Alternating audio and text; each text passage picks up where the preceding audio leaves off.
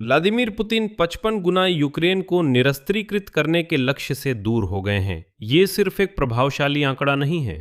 Ukraine अप्रत्याशित रूप से यूरोपीय सैन्य औद्योगिक परिसर में एकीकृत हो गया है और अब उसका सैन्य बजट सालाना 150 अरब डॉलर से भी अधिक हो गया है और यूक्रेन के रक्षा कारखाने अब पूरे यूरोप में स्थापित हो चुके हैं। एक आंकड़ा है जिस पर यकीन करना मुश्किल है। 4 से अधिक वर्षों की युद्ध के दौरान यूक्रेन का रक्षा क्षेत्र 55 गुना बढ़ गया है, जिसकी कीमत 1 अरब डॉलर से बढ़कर 55 अरब डॉलर हो गई है। रक्षा कंपनियों की संख्या आधिकारिक तौर पर 10 से बढ़कर लगभग 1,500 हो गई है। वह देश जो 2022 में मुख्य रूप से सोवियत तकनीक की मरम्मत करना जानता था, आज ब्रिटेन, डेनमार्क, फिनलैंड और पुर्तगाल में कारखाने बना रहा है। सबसे दिलचस्प ये है कि यूक्रेन उत्पादन विदेश क्यों ले जा रहा है और यह एक शानदार कदम क्यों है, क्योंकि रूसी मिसाइलें और ड्रोन खार्किव, निप्रो, कीव आदि में कारखानों तक पहुंच सकते हैं, लेकिन वे उदाहरण के लिए सफोक या कोपेनहेगन के कारखाने पर नहीं जाएंगे। मॉस्को बस नाटो के क्षेत्र पर हमला करने का जोखिम नहीं उठाएगा। इस एपिसोड में हम विस्तार से समझेंगे कि बिल्ड विथ यूक्रेन प्रोग्राम क्या है और कैसे एक साल में 21 देशों के साथ 47 समझौते हो गए। कौन से कारखाने और क्या उत्पादन करते हैं। इंग्लैंड में शार्क ड्रोन से लेकर डेनमार्क में मिसाइल ईंधन तक। यूरोप यूक्रेनी इंजीनियरों के पीछे क्यों भाग रहा है, इसके लिए पैसा कहां से आता है और कौन सी छुपी हुई समस्याएं सब कुछ बिगाड़ सकती हैं। और सबसे महत्वपूर्ण बात, ये वास्तव में क्यों दर्शाता है कि यूक्रेन औपचारिक सदस्यता के बिना भी एक पैर से पहले ही नाटो में खड़ा है। मेरा नाम अलेक्सेई पिची है। आइए इस विषय पर मिलकर चर्चा करें, लेकिन शुरू करने से पहले आपसे अनुरोध है कि इस चैनल को सब्सक्राइब करें। हम 3 लाख सब्सक्राइबर की ओर बढ़ रहे हैं। आपकी सदस्यता के लिए आभारी रहूंगा। तो ये एक सामान्य एपिसोड नहीं होगा और ना ही इस YouTube चैनल के लिए सामान्य फॉर्मेट होगा। यहाँ हम विश्लेषण करेंगे कि यूक्रेन ने यूरोपियों की मदद से और उनके साथ मिलकर इतना शक्तिशाली सैन्य औद्योगिक कॉम्प्लेक्स कैसे खड़ा किया और क्यों अंकारा में नाटो शिखर सम्मेलन में यूक्रेन को यूरोप के रक्षा क्षेत्र में पूरी तरह से शामिल कर लिया गया। यूक्रेन पर जंगली रूसियों के पूर्ण पैमाने पर आक्रमण की शुरुआत में यूक्रेन की सैन्य उद्योग लंबी और तीव्र युद्ध के लिए तैयार नहीं थी। ये क्षेत्र काफी हद तक सोवियत संघ के समय से बचे हुए उत्पादन आधार पर निर्भर था, यानी कंपनियां पुरानी तकनीक की मरम्मत या उसे आधुनिक बना सकती थीं, लेकिन वे बड़े पैमाने पर आधुनिक हथियार प्रणालियों का उत्पादन नहीं कर सकती थीं। इसी वजह से पश्चिमी सैन्य सहायता पर पूरी तरह निर्भरता पैदा हो गई। लेकिन लगभग 5 साल बाद हम जहां पहुंचे हैं वही हैरान करता है। उत्पादन क्षमता मूल्य के हिसाब से 55 गुना बढ़ गई है। जरा सोचिए, जब पूर्ण पैमाने पर युद्ध शुरू हुआ था तब रक्षा औद्योगिक परिसर की कीमत यानी कंपनियों की कीमत 1 अरब डॉलर आकी गई थी। आज ये 55 अरब डॉलर है। सैन्य तकनीकी कंपनियों की संख्या भी बढ़ी है। पूर्ण पैमाने पर युद्ध की शुरुआत में इनकी संख्या 10 थी, आज लगभग 1,500 है। हमारे यहाँ ड्रोन के उत्पादन की गति और भी तेज है। यही समझने की कुंजी है कि वृद्धि इतनी तेज क्यों थी। बदला सिर्फ पैमाना नहीं है। हाँ, पैमाना भी बदला है, लेकिन ये मुख्य बात नहीं है। इस क्षेत्र की पूरी संरचना ही बदल गई है। हमें डेनमार्क के इस दृष्टिकोण के लिए धन्यवाद देना चाहिए। आगे चलकर बताऊंगा कि डेनमार्क ने इतनी अहम भूमिका क्यों निभाई। मुख्य रूप से सरकारी क्षेत्र की जगह अब एक विकेंद्रीकृत और बहुत ही गतिशील इकोसिस्टम बन गया है। बड़े कॉरपोरेशनों से छोटे स्टार्टअप्स तक सबसे अहम है कि काम हमेशा फ्रंटलाइन फीडबैक पर आधारित होता है। सभी नए समाधान सीधे जंग के मैदान में आजमाए और सुधारे जाते हैं। यहीं यूक्रेन को उन क्षेत्रों में बढ़त मिलती है जहां अनुकूलन की गति मात्रा से ज्यादा मायने रखती है।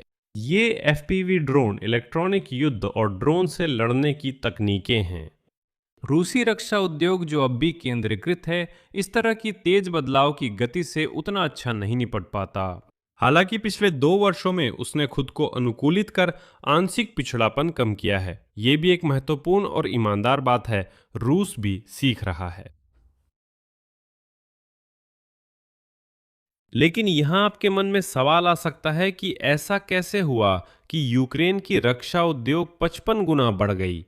इसे समझने के लिए दो दृष्टिकोणों की तुलना करनी होगी। टर्निंग पॉइंट 2024 में आया। इससे पहले, जैसा कि आप जानते हैं, यूरोपीय लोग यूक्रेन की सशस्त्र सेनाओं के लिए हथियार खरीदने पर पैसा खर्च करते थे या वे अपने पास पहले से मौजूद चीजें ही दे देते थे। फिर 2024 में डेनमार्क ने नई योजना पेश की। उन्होंने कहा, अगर यूक्रेन को तैयार हथियार देने के बजाय यूरोपीय लोग सीधे अपने पैसे यूक्रेन के अंदर हथियारों के उत्पादन में निवेश करें तो कैसा रहेगा। शुरुआत में इस विचार को लेकर संदेह था, जैसे सिर्फ पैसे देना जोखिम भरा है, मगर ये मॉडल इतना सफल रहा कि दूसरों ने भी अपनाया और डेनमार्क ने सबसे पहले इस तरह सीधे पैसे देना शुरू किया, फिर बाकी सभी ने भी देना शुरू कर दिया। यही इसकी बुनियाद थी, यानी सब कुछ यहीं से शुरू हुआ। 2025 में ही पूरा यूरोपीय संघ बिल्ड विथ यूक्रेन नामक एक कार्यक्रम शुरू कर रहा है और ये कुछ बुनियादी रूप से अलग था। अगर डेनिश मॉडल का मतलब है कि पश्चिमी पैसे यूक्रेन के कारखानों में यूक्रेन में लगाए जाएं, तो बिल्ड विद यूक्रेन मॉडल ने यूरोपीय क्षेत्र में ही यूक्रेन की भागीदारी के साथ संयुक्त कंपनियां, असेंबली लाइनें और रिसर्च सेंटर खोलने का प्रस्ताव दिया। यहाँ एक महत्वपूर्ण बात है, ताकि कोई गलतफहमी न रहे, बात पूरी तरह से उत्पादन को यूरोप में स्थानांतरित करने की नहीं है। यह मॉडल द्विपक्षीय सहयोग और लाइसेंसिंग पर आधारित है।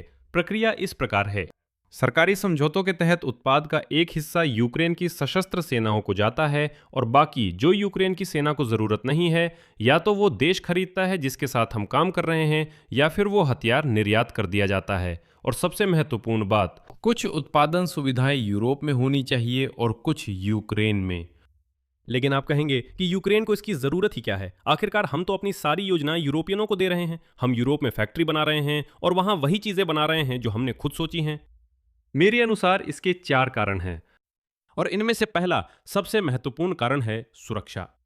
कंपनियां अपना उत्पादन ऐसे स्थान पर लगा सकती हैं जो रूसी मिसाइलों और ड्रोन से सुरक्षित हो। तर्क मजबूत है। मॉस्को, चाहे वो जितना भी इधर उधर घूमे, चाहे जितना भी अकड़ दिखाए, लेकिन वो शायद ही नाटो देशों में स्थित उत्पादन सुविधाओं पर हमला करने की हिम्मत करेगी। यूक्रेन अपने सैन्य औद्योगिक परिसर का हिस्सा नाटो अनुच्छेद 5 की सुरक्षा में लाता है, जबकि वह गठबंधन का सदस्य नहीं है। साथ ही उसे बोनस में स्थिर ऊर्जा आपूर्ति मिलती है, जो खुद यूक्रेन में ऊर्जा ढांचे पर हमलों की वजह से उपलब्ध नहीं है। दूसरा कारण है पैसा। समझौते यूरोपीय संघ की फंडिंग तक पहुंच देते हैं, जिसकी यूक्रेन को बहुत जरूरत है, लेकिन इसकी बहुत भारी कमी है।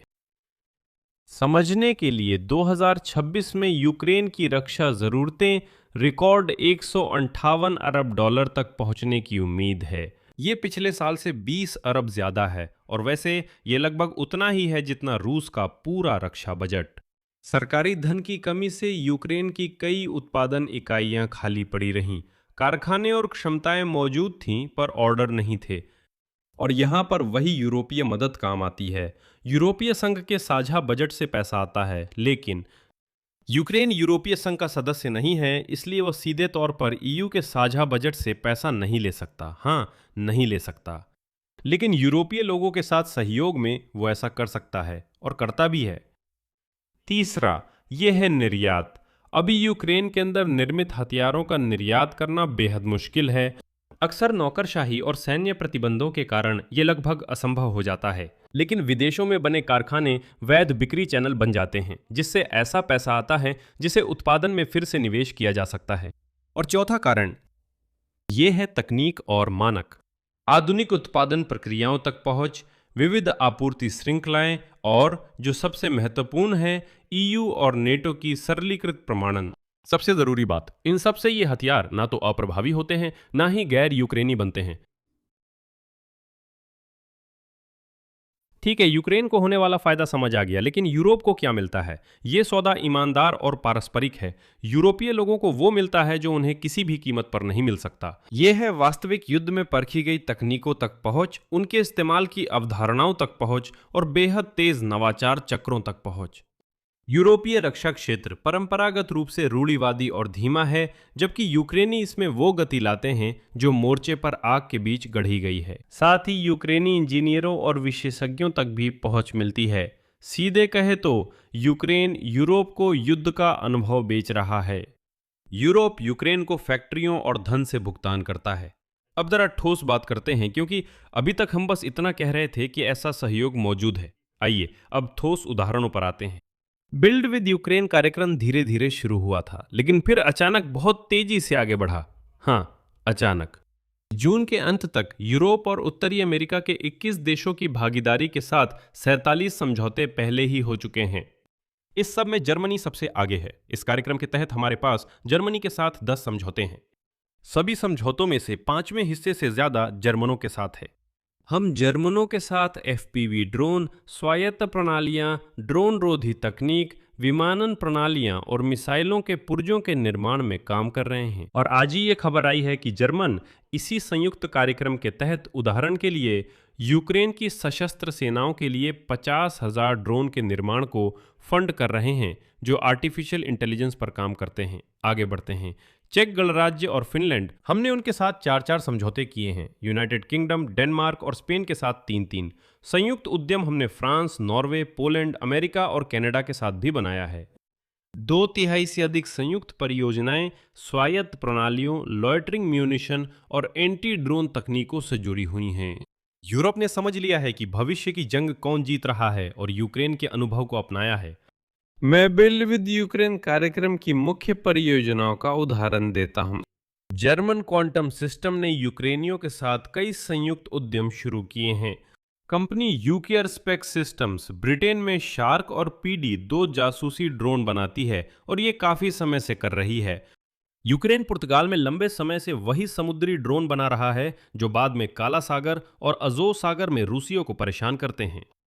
फिनलैंड यूक्रेन की ड्रोन और जमीनी रोबोट परियोजनाएं लंबे समय से चल रहे हैं।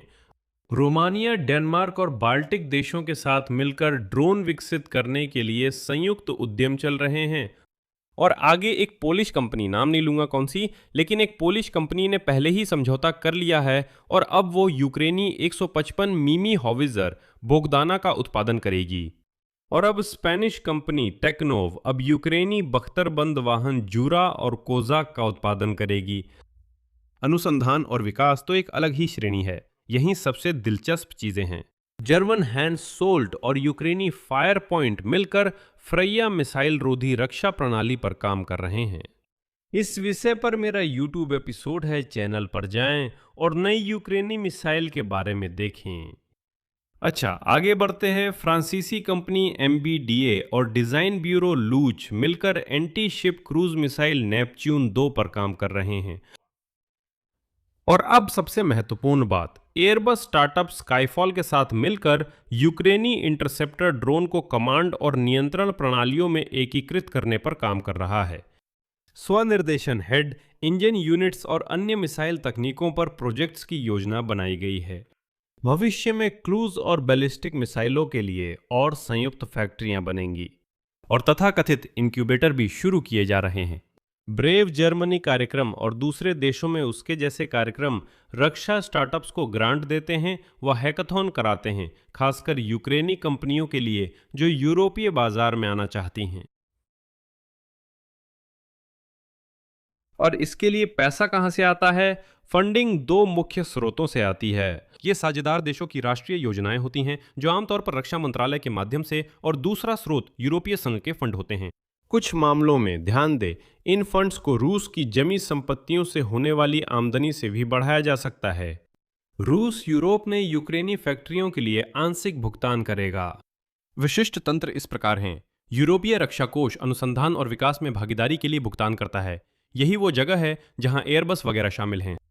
यूरोपीय रक्षा उद्योग कार्यक्रम ने 2026-2027 के लिए यूक्रेन की रक्षा क्षमता को मजबूत करने और उसके उद्यमों को यूरोपीय आपूर्ति श्रृंखलाओं में एकीकृत करने के लिए 300 मिलियन यूरो आवंटित किए हैं। और एक अलग क्रेडिट तंत्र सेफ है जो यूक्रेनी कंपनियों को यूरोपीय संघ की परियोजनाओं में ठेकेदार बनने की अनुमति देता है। वे पोलैंड, रोमानिया और ग्रीस में पहले से काम कर रहे हैं। बिल्कुल, समस्याएं हो सकती हैं, ये कहना भी जरूरी है। इस कार्यक्रम के सामने कम से कम 5 गंभीर बाधाएं हैं। पहली बाधा है निर्यात की नौकरशाही। यूक्रेन द्वारा युद्ध की शुरुआत में लगाया गया सख्त निर्यात नियंत्रण अंतर्राष्ट्रीय उत्पादन सीमित करता है। सुधार हो रहे हैं लेकिन बहुत धीरे। यहाँ यूक्रेनी सरकार को काम करना होगा और विदेश में हथियार बनाने की अनुमति देनी होगी, चाहे ये सुनने में कैसा भी लगे, ये डरावना है। अब बात पैसों की है, खासकर उन छोटी कंपनियों के लिए जो विदेश जाना चाहती हैं। सेफ प्रोग्राम में क्रेडिट गारंटी साझेदार देशों की नीति पर निर्भर करती है और समान रूप से नहीं मिलती। ऊंची शुरुआती निवेश की जरूरतें प्रोजेक्ट को शुरू में ही खत्म कर सकती हैं। और तीसरी बात है रेगुलेशन। यूक्रेनी कंपनियों को एक साथ राष्ट्रीय, अंतर्राष्ट्रीय और नाटो के सर्टिफिकेशन मानकों, साइबर सुरक्षा की आवश्यकताओं और निर्यात कानूनों का पालन करना पड़ता है। एक छोटी कंपनी के लिए ये सब कुछ ध्यान में रखना एक बहुत बड़ा प्रशासनिक बोझ है। यह एक बेतुका उदाहरण है जिससे हम बच गए ताकि इन समस्याओं का पैमाना समझा जा सके। डेनमार्क की सरकार को यूक्रेनी कंपनी फायर पॉइंट को ठोस रॉकेट ईंधन का कारखाना बनाने की अनुमति देने के लिए कुछ राष्ट्रीय पर्यावरण और निर्माण मानकों को भी रद्द करना पड़ा। हाँ, अगर आपको नहीं पता था तो फायर पॉइंट डेनमार्क में भी काम करती है। और आखिरी बात है संरक्षणवाद। यूरोपीय रक्षा खरीद में अब भी अपने राष्ट्रीय निर्माताओं को प्राथमिकता दी जाती है। ये यूक्रेनियों को संयुक्त परियोजनाएं शुरू होने के बाद भी दबा सकता है। और चलिए मान लेते हैं, दो सबसे शायद दर्दनाक मुद्दे हैं, कर्मचारी और भ्रष्टाचार। विदेश में उत्पादन शुरू करते समय यूक्रेनी कंपनियां अपने विशेषज्ञों और इंजीनियरों को खोने का खतरा झेलती हैं, क्योंकि अमीर यूरोपीय कंपनियां उन्हें आसानी से ले सकती हैं। और यूक्रेनी कंपनियों में संभावित दुरुपयोग की जांच पार्टनरों की कीव के साथ काम करने की राजनीतिक इच्छा को कमजोर कर सकती है। नतीजा ये है कि 4 साल में यूक्रेन मदद मांगने वाले देश से ऐसे साझेदार में बदल गया है जो एयरबस, एमबीडीए और हैंडसोल्ड के साथ मिसाइलें और मिसाइल रक्षा प्रणालियां बनाता है। अब तक 47 समझौते साइन हुए, 21 देश इसमें हैं। यूक्रेनी फैक्ट्रियां ब्रिटेन से पुर्तगाल तक हैं। सैन्य क्षेत्र 55 गुना बढ़ा है, लेकिन असली मायने आंकड़ों में नहीं है। यहाँ कुछ और छुपा हुआ है और असली मायने रणनीति में है। जैसा कि हमने आपके साथ समझा, उत्पादन को नेटो देशों के क्षेत्र में ले जाकर यूक्रेन एक साथ 3-3 काम करता है।